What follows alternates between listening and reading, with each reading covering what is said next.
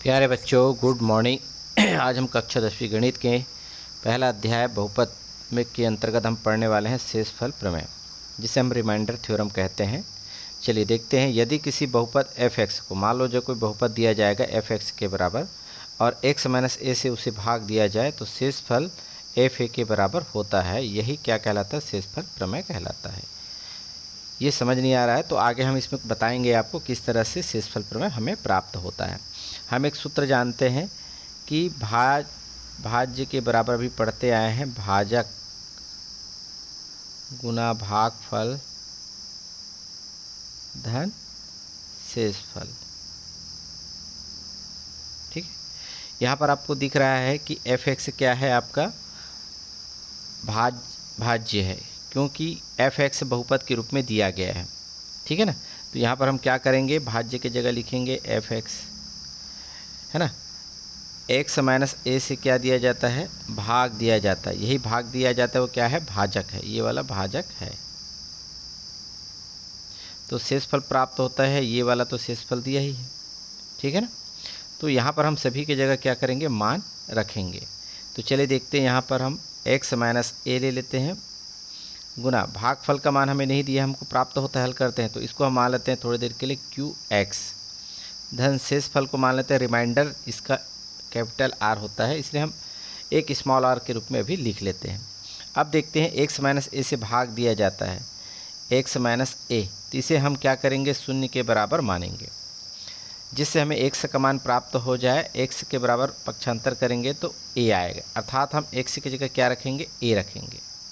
ठीक है, जो भाजक है उसको हम 0 के बराबर मानेंगे और इसमें से हम x का मान ज्ञात कर लेंगे। इस मान को कहाँ रखेंगे? समीकरण पहला में। तो x की जगह a रखते जाइए, fa इज इक्वल टू कोष्टक में x की जगह a - a Guna qx, x की जगह क्या रखेंगे? a plus r। अब इसको आगे प्रोसेस में लाएंगे। f is equal to a में a घटाएंगे तो क्या होगा? 0, 0 का गुना qx से करेंगे तो क्या आएगा? केवल 0 ही आएगा, प्लस r। तो fa is equal to r। तो r क्या है? आपका शेषफल कहलाता है। तो यही आपको ज्ञात करना है। ये थ्योरी में है, यदि हम प्रश्न को हल करेंगे तो आपको अच्छी तरह से समझ में आ जाएगा। तो चलिए हम आगे देखते हैं कुछ प्रश्न, ताकि आपको ये प्रश्न शेषफल प्रमेय समझ में आ जाए। आगे देखते हैं उदाहरण 10। बहुत छोटा प्रश्न है, आपको समझ में आ जाएगा जल्दी से। यदि px बराबर दिया गया है, जो कि बहुपद है, यानी कि ये भाज्य है, gx क्या है? जिससे भाग दिया जाता है वो भाजक है, और शेषफल प्रमेय की सहायता से आपको ये हल करना है। तो यहाँ पर आप लिख पाएंगे, सबसे पहले भाज्य लिखें। px के बराबर दिया गया है 2x² - 3x + 6, ये है। gx क्या है? भाजक है। भाजक क्या है? gx के रूप में दे दिया गया है x - 2। इसका मान कुछ भी हो सकता है, gx है, qx कुछ भी लिखा जा सकता है। इसमें px लिखा है और पिछले अभी उदाहरण में fx लिखा था, तो ध्यान देना है आपको, इससे कोई फ़र्क नहीं पड़ता। ठीक है, तो हम जानते हैं कि हमारे पास क्या दिया गया है? भाजक। भाजक का मान क्या है भाई? gx is equal to x - 2। इसको आपको क्या करना है? शून्य के बराबर मानना है, जिससे हमको क्या मिल जाए? x का मान मिल जाए। तो ये 2 का पक्षांतर करेंगे तो +2, तो x का मान क्या आ गया? +2। अब हमें क्या करना है? शेषफल प्रमेय का प्रयोग करना है। तो यहाँ पर आप लिखेंगे शेषफल प्रमेय। अभी आपको बताया गया था r बराबर fa था, तो यहाँ पर क्या है? px है, तो यहाँ पर आप लिखेंगे px के बराबर होगा। r क्या है? रिमाइंडर है, तो इस तरह से r बराबर px। अब px का मान क्या है हमारे पास? 2x² - 3x + 6, और हमें इसको हमको मान लेना समीकरण पहला, और x का मान 2 इस समीकरण में रखेंगे।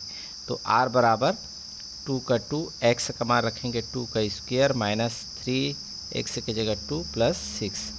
हल करें r बराबर, तो ये 2 का वर्ग कितना होगा भाई? यहाँ पर 4 होगा, ऋण 3 दूनी 6 धन 6। तो यहाँ पर आप देख रहे हैं +6 - 6 से कट गया, तो इस तरह से हमें r बराबर क्या मिलेगा? 2 × 4 = 8।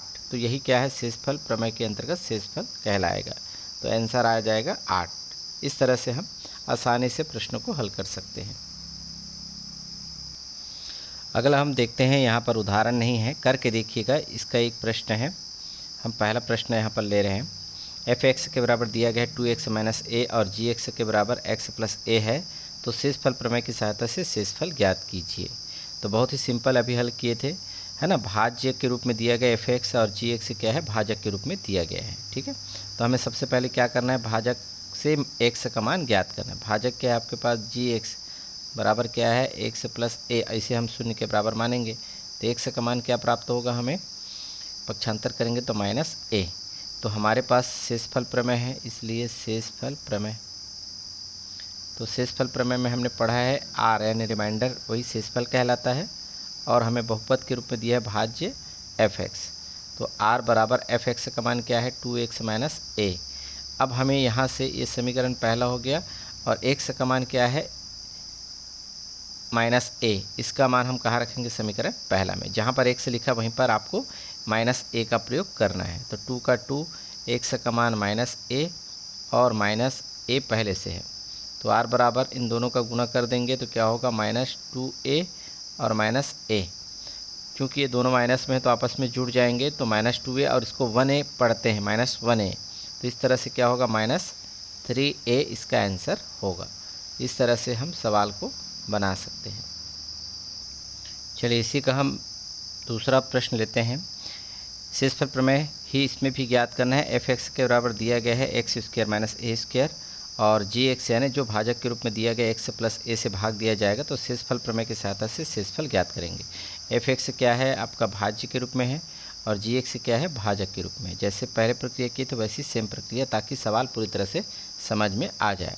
बिना स्किप के वीडियो देखेंगे तभी पूरी बातें आपको समझ में आएगी। तो यहाँ पर हम लिखेंगे भाजक, भाजक का मान क्या है भाई, जी एक्स है, is equal to X plus A is equal to 0, 0 के बराबर मानेंगे। तो यहाँ पर x का मान क्या हो जाएगा, a का पक्षांतर करेंगे तो माइनस ए। अब हमारे पास क्या है ना, शेषफल प्रमेय की सहायता से हल कर रहे हैं आपको। तो शेषफल प्रमेय लिखेंगे यहाँ पर, शेषफल प्रमेय।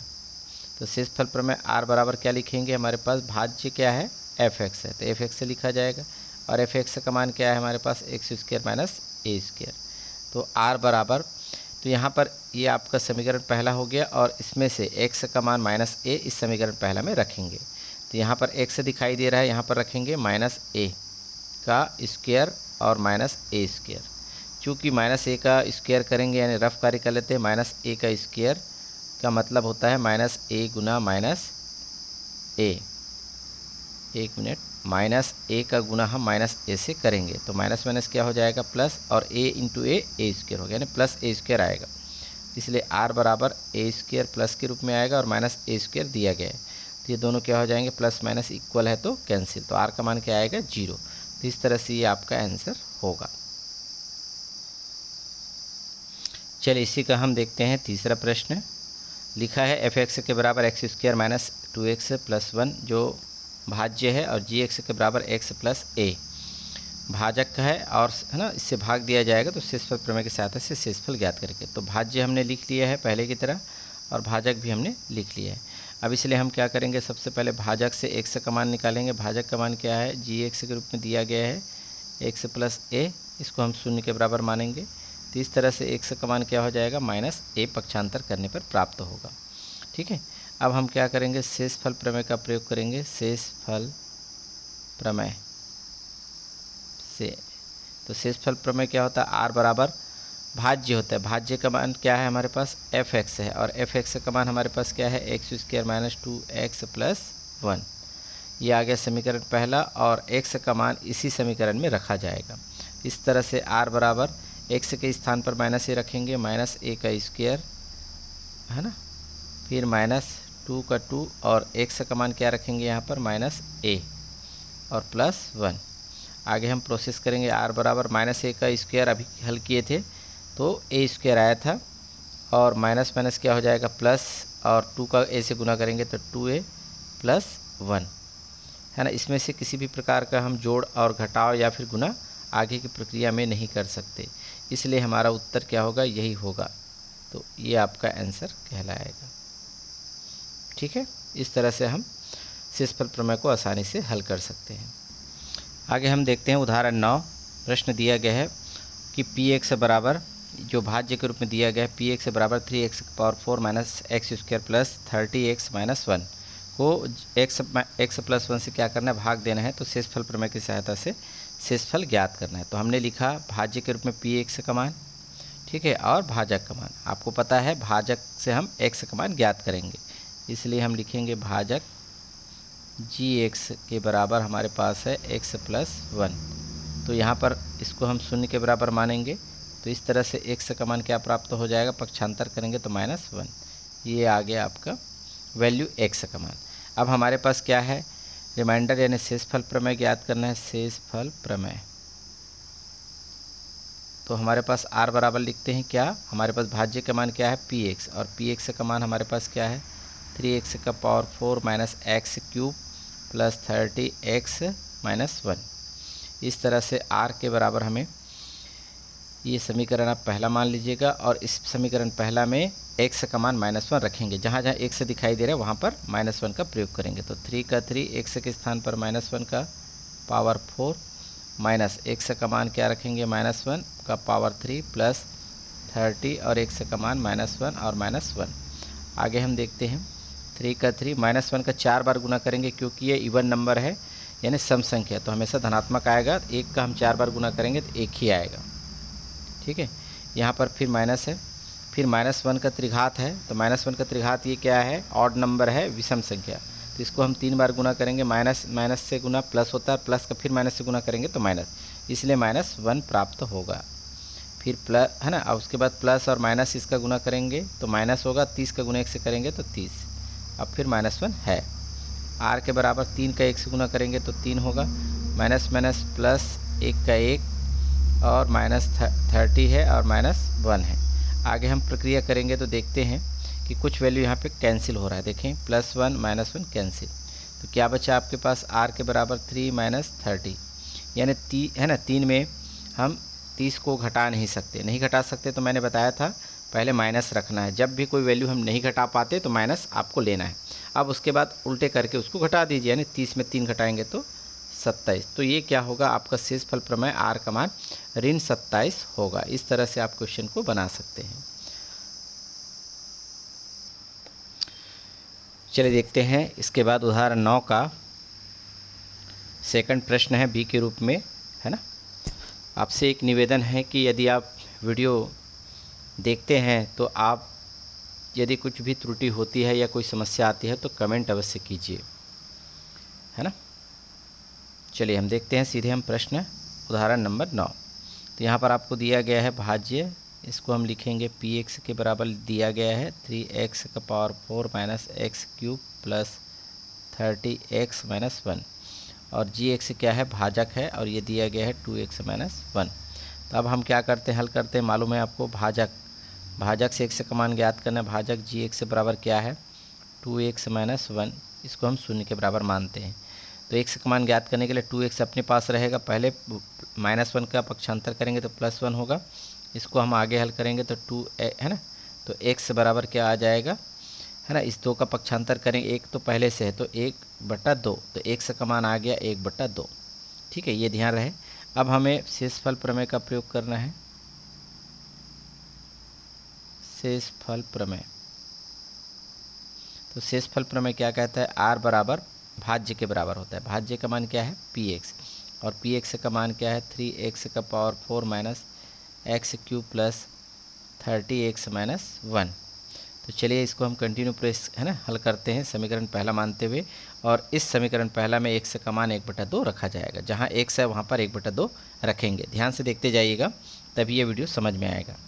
तो 3 का 3 x का मान रखेंगे 1/2, पूरे की घात 4 है, ऋण x का मान क्या है 1/2 है, पूरे की घात 3, धन 30, धन यहाँ पर x, सॉरी एक मिनट गलती हो गई, 30 और x का मान यहीं पर रखेंगे 1/2 और ऋण 1। आगे हम इसको हल करते हैं, देखते जाते हैं क्या आता है। यहाँ पर देखेंगे 3 का तो 3 गुना 1/2 का 4 बार, यानी 1 का भी 4 घात है, और बटा इसको हम 2 का 4 घात भी लिख सकते हैं। 1 का 4 बार गुना करेंगे 1 ही आएगा, 2 का 4 बार गुना करेंगे मतलब 2 गुना 2 गुना 2 गुना 2 गुना करेंगे तो कितना होगा 2 दूनी 4, 4 दूनी 8, 8 दूनी 16 होगा। इस तरह से यहाँ पर आएगा 1/16 ऋण, यहाँ पर है ना 1/2 की घात 3 यानी 3 बार गुना करेंगे। यहाँ इसको 3 मान लो, इसको 3 मान लो, तो 1 की घात 3 यानी 1 आएगा। 2 की घात 3 मतलब 1 2 कम हो जाएगा, तो 2 2 2 आएगा, तो 2 दूनी 4 और 4 दूनी 8 यानी 1/8 आएगा। बटा यहाँ पर 30 है और नीचे में 2 है, तो 2 से कट जाएगा ही। इसको हम थोड़ा कलर चेंज कर लें ताकि क्लियर समझ में आ जाए। 2 1 कम 2 2 15 30, तो क्या बचेगा यहाँ पर हमारे पास 15 बचेगा। 15 ऋण 1। आगे के प्रोसेस में हम देखते हैं।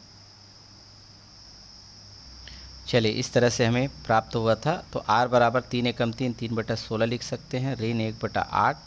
अब 15 में 1 घटाया जा सकता है, तो कितना बचेगा हमारे पास 14। इन दोनों पदों को हम क्या करेंगे, एलसीएम निकालेंगे। तो चलिए हम देख लेते हैं कैसे एलसीएम निकलता है। तो यहाँ पर हम रफ कार्य भी कर लेते हैं 3/16 ताकि आपको पूरी बातें समझ में आ जाए। इस तरह से तो 16 और 8 का एलसीएम कितना होगा, 16 होगा। हर से भाग देते हैं इसको, तो 16 एकम 16 1 आएगा। 1 का गुना 3 से करेंगे तो 3 एकम 3। इसी प्रकार 8 से भाग देंगे 16 को, तो 8 दूनी 16 यानी 2 बार जाएगा। 2 का गुना अंश से करेंगे यानी 1 से करेंगे, तो 2 एकम 2। इस तरह से यहाँ पर हमें प्राप्त हो गया 3 ऋण 2/16। तो 3 में 2 घटाएंगे तो 1 बचेगा, 1/16 आएगा। इसी को आपको प्रोसेस में लिखना है। तो यहाँ पर चाहे तो इस पूरी प्रक्रिया को आप लिख सकते हैं, ये 16 आएगा, 3 ऋण 2 लिख सकते हैं प्लस 14। इस तरह से r बराबर यहाँ पर आ गया 1/16 धन 14। चलिए यहाँ पर r का मान दिखाई दे रहा है 1/16 धन 14। इसे भी हम चाहे तो हल कर सकते हैं, बटा 1 लिख दीजिएगा। r बराबर इन दोनों का एलसीएम निकालेंगे तो 16 आएगा, तो हर से भाग देंगे तो 16 से भाग जाएगा। एक बार में 1 का गुना अंश से करेंगे 1 से, तो 1 आएगा धन। अब है 1 से भाग देंगे 16 को, तो क्या होगा, 1 से 16 के लिए भाग देंगे तो 16 बार जाएगा, और 16 का गुना हम 14 से करेंगे। तो अभी लिख लेते हैं 16 गुना 14। अगले स्टेप में करते हैं, तो यहाँ पर आएगा 1 धन 16 गुना 14 करेंगे तो हमें मिल जाएगा 225। गुना करके देख लेंगे बटा 16, अर्थात इन दोनों का हम योग करेंगे 225 में 1 जोड़ेंगे तो कितना होगा 226/16। तो यही आपका क्या होगा, आंसर होगा। इस तरह से आज का वीडियो हम यहीं पर समाप्त करेंगे, और नेक्स्ट वीडियो हम लाएंगे गुणनखंड प्रमेय का, है ना। वीडियो को वॉच करने के लिए बहुत बहुत धन्यवाद।